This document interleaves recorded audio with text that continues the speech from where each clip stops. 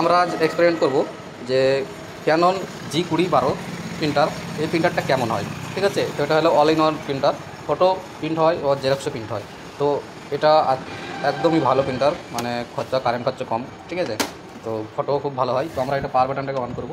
তো আমার এদিকে 8 মাস মতন হয়ে গেল, কোনো প্রবলেম দেখায়নি। তো যারা নতুন দোকান করছেন তারা অবশ্যই এই প্রিন্টারটাকে নিতে পারেন, কেননা জেরক্স আর প্রিন্টার ফটোকপি নিতে গেলে অনেক দাম হয়।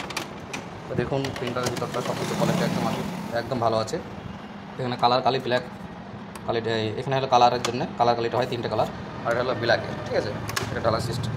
তো একদমই নতুন মেশিন, মানে কোনো কিছু এখন পর্যন্ত প্রবলেম দেখায়নি।